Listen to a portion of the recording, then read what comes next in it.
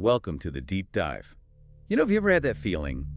You spend ages trying to learn something, maybe in class, maybe studying, and it doesn't stick. Oh, definitely. Like it goes in one ear and out the other. Exactly that. It's like, where does the understanding actually happen? So that's what we're going to explore today, why that disconnect might occur. And that gap between the effort you put in and, well, what you actually retain, that's the core of it. It really is. Our main guide here is an article. It's by Shiva Narayan Takshila Page, and it's called Unlocking the Learning Potentials, Understanding the Drawbacks of Current Education Systems. Quite a title. It is. But think of this deep dive as maybe a shortcut, a way to get the key ideas from this piece about why learning sometimes feels ineffective. Right. We're aiming to pull out the main arguments, look at the criticisms of current teaching, and explore some of the alternative ideas presented. So you get the gist without reading the whole thing. Exactly. A streamlined look at the core issues. So, think back. Ever been in a class, taking notes like crazy, maybe even asking questions, but you still felt detached, like you couldn't really grasp the material, make it yours? That feeling of just not connecting. Yeah. This deep dive, based on the article, is going to unpack some potential reasons why that happens. And one of the first big things the article tackles is this one-size-fits-all approach in education. Okay, yeah, let's get into that. Yeah. The article really pushes back on this idea that you can teach everyone the same stuff, the same way, at the same speed. Which, intuitively feels wrong, doesn't it? We all learn so differently. Totally. Different styles, different interests, different paces. Yeah. What works for one person just flies over another's head. And the article argues this uniform method has real downsides. Students can check out, get disengaged. Makes sense. If it doesn't click for you, you get frustrated. Right, and that frustration, that lack of engagement, the article says it really hinders academic growth. It puts a cap on potential. So true. If you're bored or just fighting the way it's taught, you're not learning optimally. Now, does the article offer solutions there? It does mention personalized learning strategies, the idea that tailoring the teaching For the individual student. exactly to their style, their interest, their pace, that could potentially make learning much more effective. But that raises questions, doesn't it? Like, how do you do that with 30 kids in a class? Are there specific tools or shifts needed? That's the big challenge, isn't it? The article points towards it, but the practical implementation is another layer. Okay, now here's something that really caught my eye in the article. It talks about the teacher's own understanding.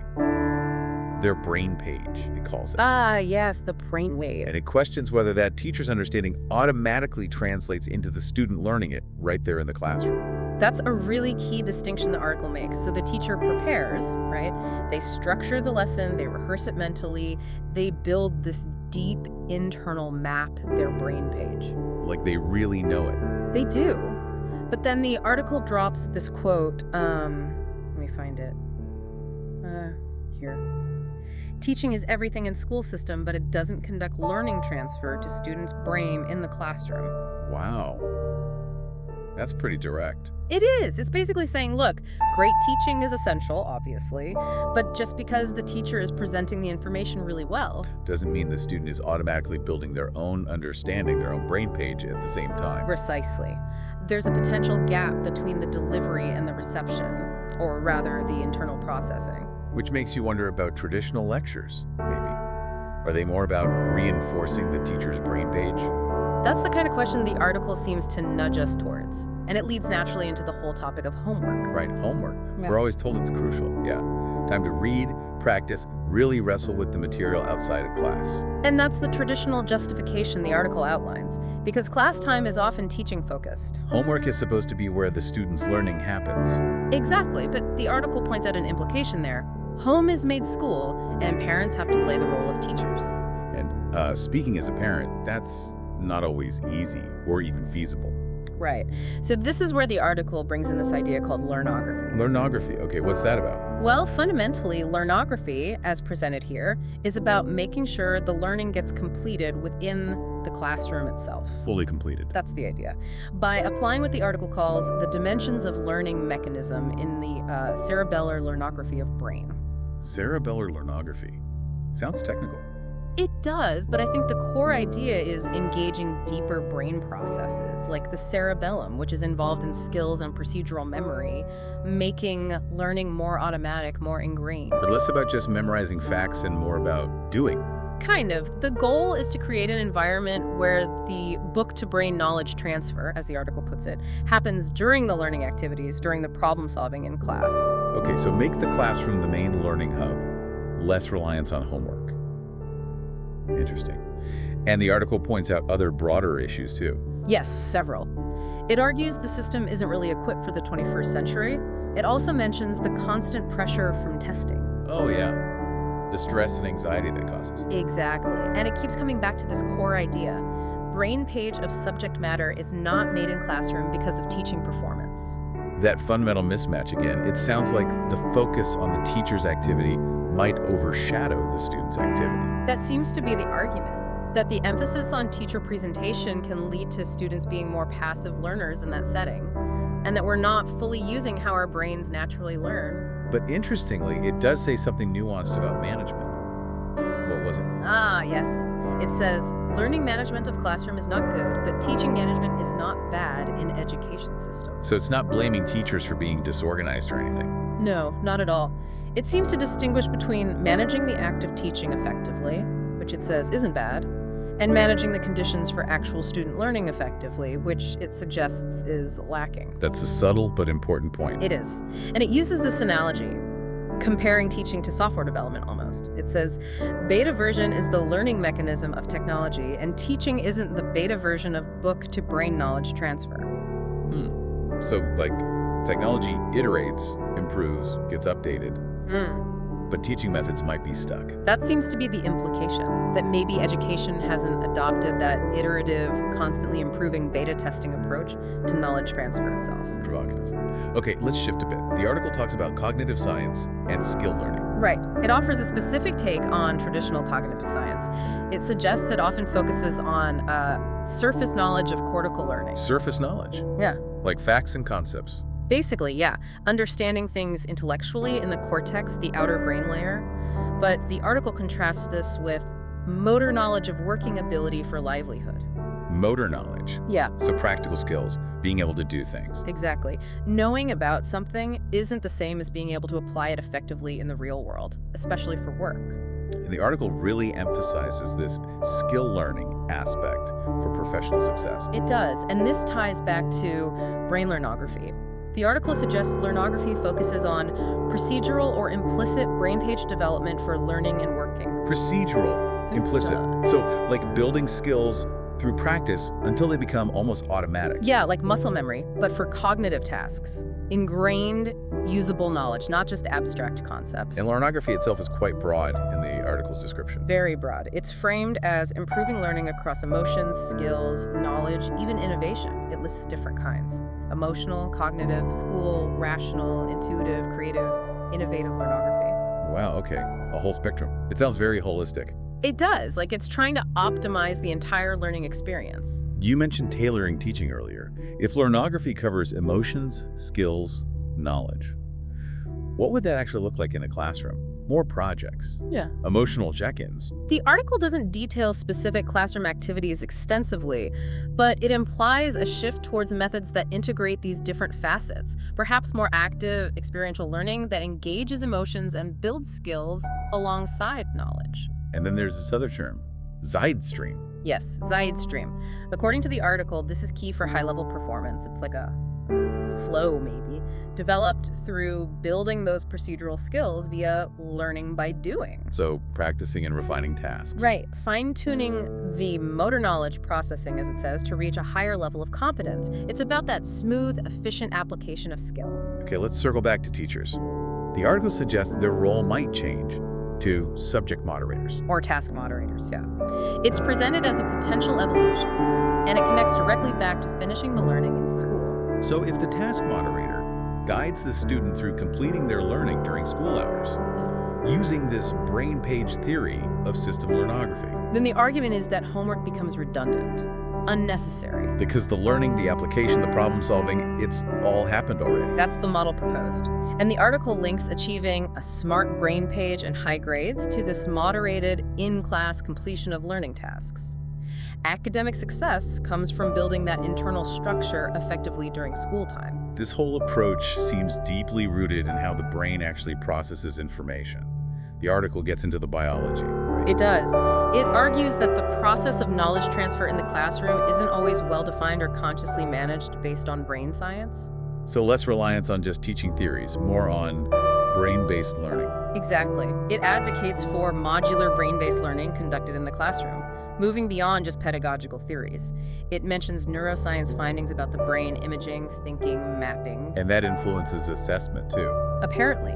It talks about the importance of association spectrum brain page modulation in tests and exams. How well can the student connect and manipulate the knowledge they've built?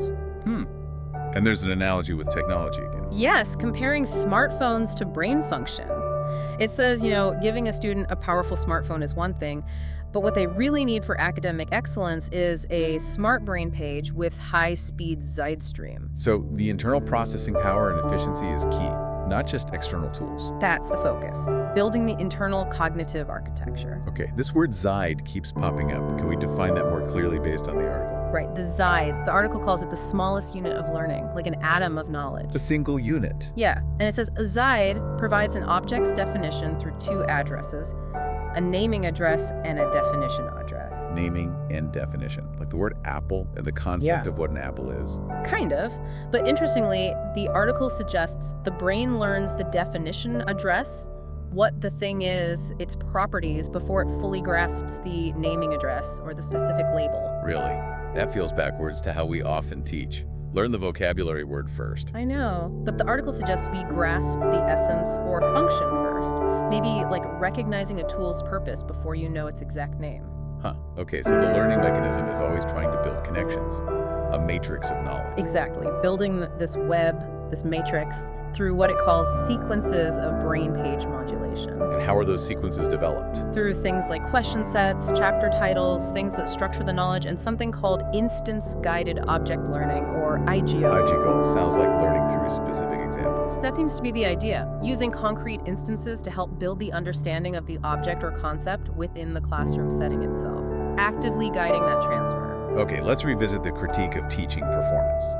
It sounds harsh, maybe, given teacher effort. The article is careful to acknowledge teachers work hard, really hard. But it argues that if too much class time is spent on the teacher's presentation, their performance, The students might just be sitting there passively. that's the concern raised, passive learning. While the teacher is actively consolidating their brain page by explaining it, the students might not be doing the equivalent internal work. So, teaching and learning aren't always happening in sync for everyone in the room. That's the crux of it. And the article suggests this can make students too reliant on the teacher for answers, for problem solving. And yet, the teachers often feel the pressure for student results, right? Even if the system itself has flaws. Exactly. There's a potential mismatch between responsibility and the tools or system provided. The article doubles down, stating that high grades are secured from the smart brain page modules of knowledge transfer. So the focus has to be on enabling that internal knowledge construction for each student. That's the strong message, which leads to another concept, LADBE. LDBE, right? Live and dynamic blackboard effect. What's that about? The article describes it as a high-definition learnographic field. It sounds like creating a really rich, interactive classroom environment. A dynamic space. Yes, where children can actively build intelligence through the brain page making process of knowledge transfer. It's about designing the environment to facilitate that internal mapping. Okay, so looking forward, the article clearly positions learnography as the way ahead. Very much so. It calls it the brain science of learning mechanism and suggests it will utilize specific brain circuits, the cerebellar basal ganglia circuitry of core brain. Forebrain, deeper brain structures again. Right. To improve academic achievement, it contrasts quality learning, maybe implying traditional methods with smart learning, learning initiated by learnography. Is deep learning mentioned too? Briefly, it defines it as subcortical learning triggered by the amygdala, the emotional center. So engaging emotions is part of deeper learning. It seems so, but the ultimate conclusion is that the ultimate learning of knowledge chapters is the cerebellar learnography of human brain. Back to that cerebellar skill-based learning. Yes. And that the Zeid factors of knowledge transfer generate the learning drives of students' brain. These fundamental units are what fuel the motivation to learn. But it does return to that potentially uncomfortable point.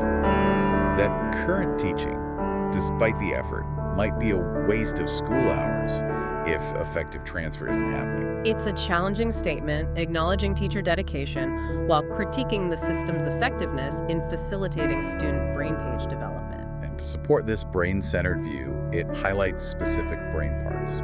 Yes, it delves a bit deeper into the neurobiology of transfer. It mentions the amygdala first. The emotion center again. Right. Important for motivation, emotional engagement. It helps tag information as important and sends it for higher processing. Okay. And the hypothalamus, the master brain. The article suggests it has this hidden role in overcoming learning blocks, powered by the Zeid factor of amygdala system, which sounds like learning passion, that intrinsic drive. Interesting. So passion helps overcome difficulty via the hypothalamus. That's the connection made. It also links the temporal lobe to aspirations, our goals. And the diencephalon. That's mentioned as managing the transfer of learning between different brain circuits, sort of coordinating the flow. And finally, the thalamus. The thalamus acts like a central relay station. It regulates brain functions, monitors the hypothalamus and amygdala, and provides what the article calls Zeid factors of life.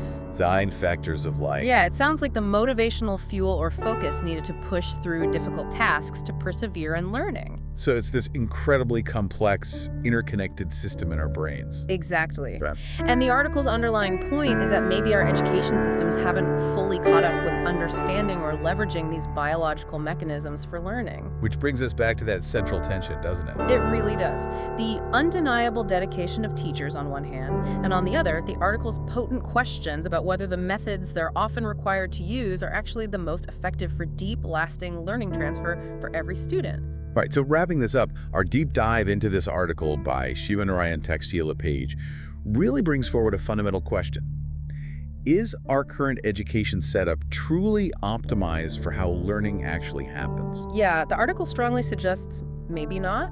Issues like the one-size-fits-all model, the focus on teaching performance, potentially overshadowing active student learning in class, questioning homework's role, it all points to potential gaps. The core takeaway seems to be a call to think much more critically about the process of learning in the brain and whether our educational practices truly align with that process. Exactly. Are we using brain-compatible strategies? And for you, listening, maybe you started tuning in because you want to learn things more efficiently, more thoroughly.